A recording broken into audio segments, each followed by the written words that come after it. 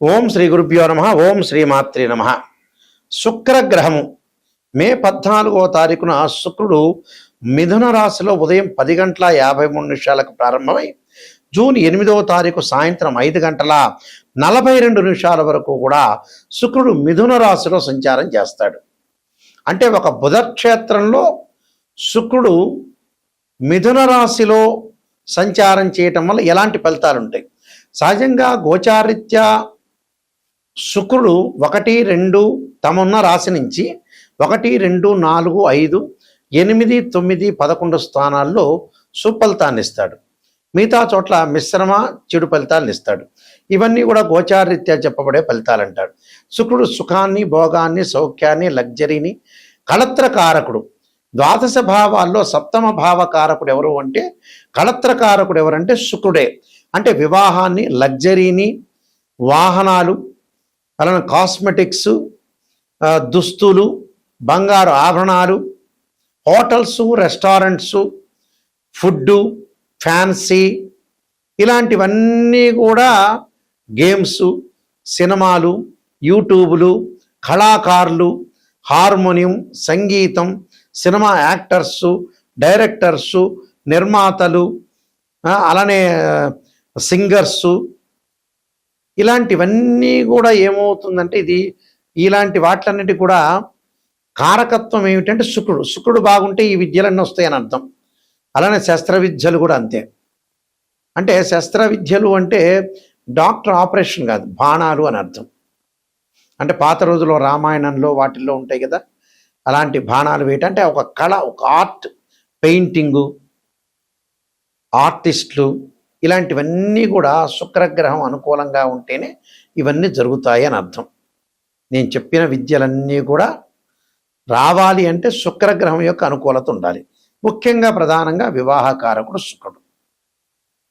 కాబట్టి ఇక్కడ కొంతవరకు ఒక 20% వరకు కూడా గురువు సంతానకారకుడు 80% గురువు అయినా 20% కూడా శుక్రుడు కూడా కారణభూతుడు అవుతాడు సంతానానికి.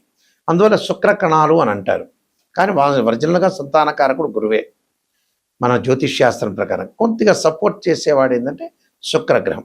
అందువల్ల శుక్రబలం అనేది ఉండాలి, వివాహం జరుగుతుందని అర్థం. ఎంత సంపాదించినా కూడా వివాహం అనేది చాలా ఇంపార్టెంట్, సంతానం కలగటం కూడా ఇంపార్టెంట్. అయితే ఇవన్నీ కూడా గోచారరీత్యా చెప్పబడే ఫలితాలు.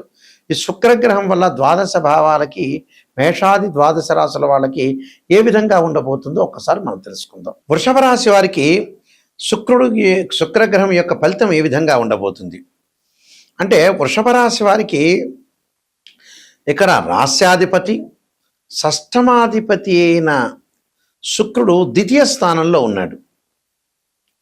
అంటే ద్వితీయ స్థానంలో మిథున రాశిలో శుక్రగ్రహం యొక్క ప్రభావం అంటే 2వ స్థానంలో ఉన్నాడు.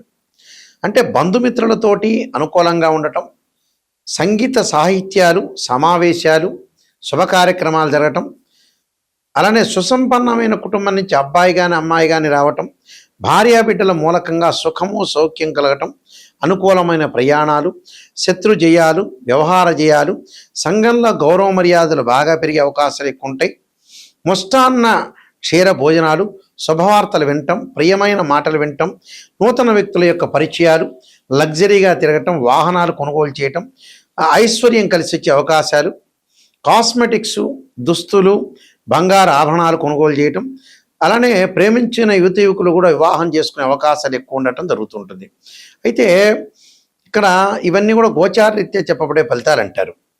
మరి శుక్రగ్రహం మరింత మెరుగైన ఫలితాలు సాధించాలంటే ఏం చేయాలి అంటే, శుక్రగ్రహం యొక్క అనుకూలత అనేది ఉండాలి. శుక్రుడికి అధిదేవత, ప్రత్యదేవతలు ఉన్నారు. ఇంద్రాణి, ఇంద్రుడు. అంటే ఇంద్రాణి అధిదేవత, ఇంద్రుడు ప్రత్యదేవత. అంటే ఇంద్రాణ్ణి ఆరాధన చేయాలి, ఇంద్రుణ్ణి పూజించాలి.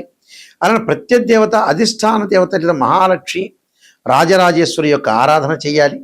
శుక్రుడికి అంతరిక్ష దేవతలు ఉంటారు, కమలాదేవి యొక్క స్తోత్ర పాలనం చేయటం వల్ల అనుకూలంగా ఉంటుంది. ఇంకా వీలైతే వివాహాలు ఆలస్యం అవుతుందా, వివాహపరంగా దోషం ఉందా, అసలు శుక్రుడు ఏమైనా జాతకపరంగా దోషం ఉన్నాడా అని చూసుకుంటే దానికి భృగుపాస్పదాస్త్ర రుద్రాభిషేకం చేయాలి. అలానే ఏదైతే వివాహాలు ముందుకు వెళ్ళట్లేదా, ముందుకు వెళ్ళకపోతే తప్పకుండా అబ్బాయి కన్యాపాశుపతాస్ రుద్రాభిషేకం, అమ్మాయిచే వరపాశుపతాస్ రుద్రాభిషేకాలు, అఘోర గౌరీ పాశుపతాస్ రుద్రాభిషేకాలు చేయటం చాలా మంచిది. ఇలాంటి పరిహారాలు చేయడం, శుక్రుడి యొక్క ఆరాధన చేయటం వల్ల మనకు మంచి జరిగే అవకాశాలు ఖచ్చితంగా ఉంటాయి. శుక్రగ్రహం యొక్క అనుకూలంగా ఉంటే కొన్ని సుఫలితాలు జరుగుతూ ఉంటాయి. ఈ శుక్రగ్రహము గోచారరీత్యా అనుకూలంగా లేకపోతే వివాహ సంబంధించిన విషయాలు ఆలస్యం కావటం, బంగారు ఆభరణాలు కొనుగోలు చేయలేకపోవటం, సుఖంగా లేకపోవటం, లగ్జరీగా అనుభవించలేకపోవటం, వివిధ కళల్లో నైపుణ్యం అనేది తగ్గిపోవటం, డెవలప్మెంట్ అనేది కాలేకపోవటం శుక్రగ్రహం వల్ల జరుగుతుంటుంది. అందువల్ల మనకి శుక్రమహర దశ అంటారు.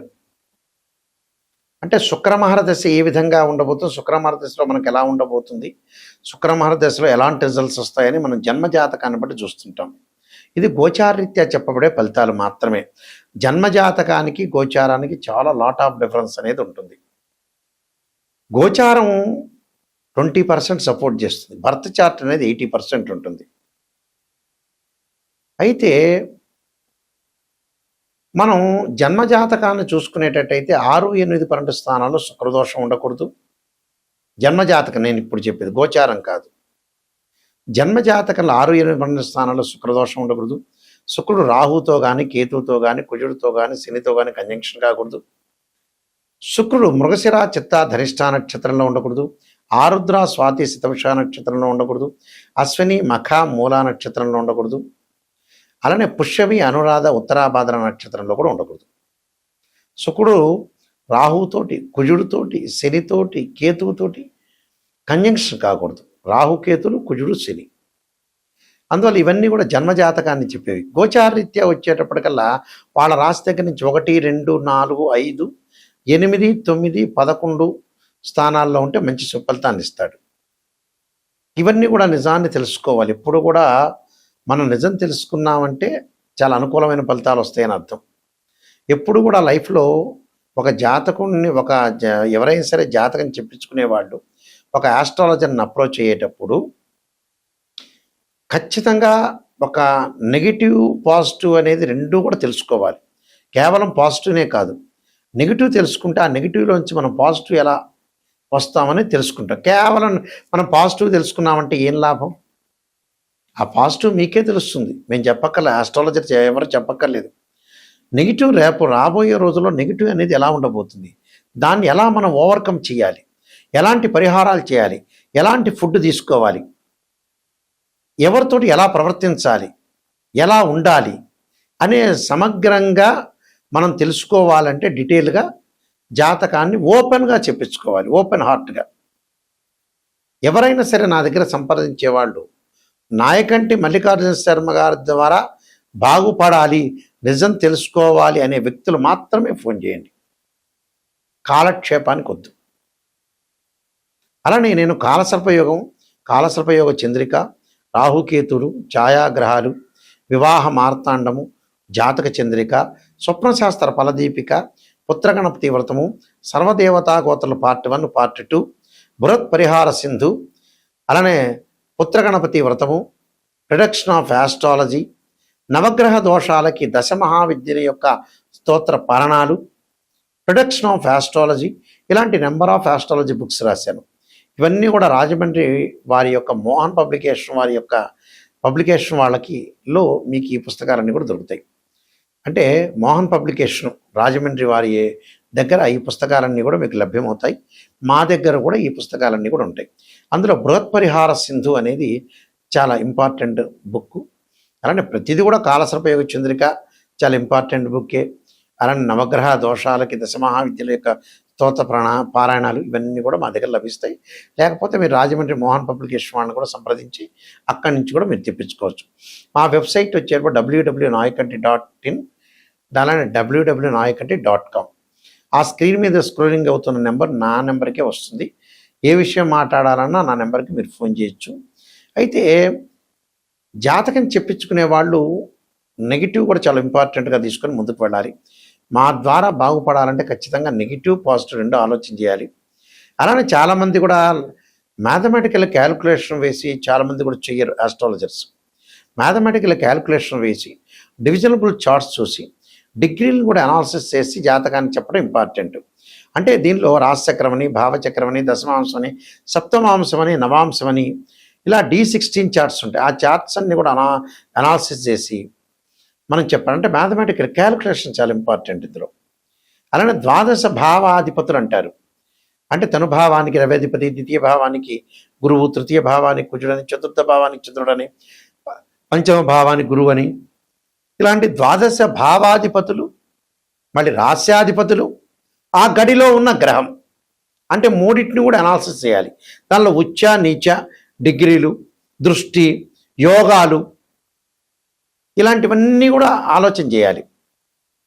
శుక్రుడు ఎక్కడున్నాడు జన్మజాతకంలో, ఎందుకు వివాహం జరగట్లేదు, ఎందుకు ఆలస్యం జరుగుతుంది వివాహం అయిపోయిన తర్వాత విడాకులు ఎందుకు జరుగుతున్నాయి అంటే జాతకాలు పొంతన చూసుకోలేకపోవటమా, లేకపోతే మొట్టమొదటి జాతకం చూపించుకోలేకపోవటమా, సరైన విధానంలో చూపించుకోలేకపోవటమా. కొంతమంది ఉంటారు రకరకాల వాళ్ళు, మా దానిలో RMP డాక్టర్లు, MBBS డాక్టర్లు, MS డాక్టర్లాగా ఉంటారు. చిన్న వాళ్ళు ఏదో టూకీగా చెప్పి ఏదో మీరు కన్సల్టింగ్ ఫీజు ఇస్తున్నారని ఆ 10 నిమిషాలకు సంతృప్తి పొందే వాళ్ళు కూడా ఉంటారు. చెందిచ్చే వాళ్ళు ఉంటారు, మీరు సంతృప్తి పొందుతారు. దానివల్ల లాభం ఏమి ఉండదు. అందువల్లే ఇక్కడ విడాకులు, డివర్స్ కావడానికి కారణం ఏంటంటే జాతకాన్ని కరెక్ట్గా అనాలిసిస్ చేయలేకపోవటం. చాలామంది కూడా వస్తారు జాతకాన్ని పర్ఫెక్ట్గా చూపించుకోకుండా మ్యాచింగ్కి డైరెక్ట్గా వస్తారు. గురువుగారు మ్యాచింగ్ బాగుంది అని, కానీ వాళ్ళ వ్యక్తిగత జాతకం, ఆ అమ్మాయి యొక్క జాతకం, ఆ అబ్బాయి జాతకం స్పెషల్గా చూపించుకోవాలి. చూపించుకున్న తర్వాత డివర్స్ జరుగుతున్నాయా, లేదా మంచిగా కాపురం చేస్తున్నారా, ఒక అమ్మాయికి భర్త ఎలాంటి వాడు, భర్త యొక్క క్యారెక్టర్ ఏంది, వాళ్ళ ఫ్యామిలీ పరంగా ఏంది, అత్తగారేంటి, ఒక అబ్బాయికి భార్య ఎలాంటిది, భార్య యొక్క చుట్టాలు ఎలాంటి వాళ్ళు, వాళ్ళ యొక్క బంధం ఎలాంటిది అనేది తెలుసుకోవాలి. ఎక్కడా కూడా డిఫరెన్స్ ఆఫ్ ఒపీనియన్స్ రాకుండా చూసుకోవాలి. ఎందుకంటే వైఫ్ అండ్ హస్బెండ్ అనే వాళ్ళు లాంగ్ రన్లో ట్రావెల్ చేయాల్సిన అవసరం ఉంటుంది. కాబట్టి చాలా జాగ్రత్తగా జాతకాన్ని చూపించుకొని ముందుకెళ్ళటమే చాలా ఇంపార్టెంట్. అంటే ప్రతి విషయంలో కూడా చాలా జాగ్రత్తగా అనుసరించి ముందుకు వెళ్తేనే మనకు మంచి జరిగే అవకాశం ఉంటుంది. మీ అందరికీ కూడా పరమేశ్వరుడు యొక్క కరుణాకటాక్షం ఉండాలని ఆశిస్తూ సర్వే జనా సుఖినో భవంతు.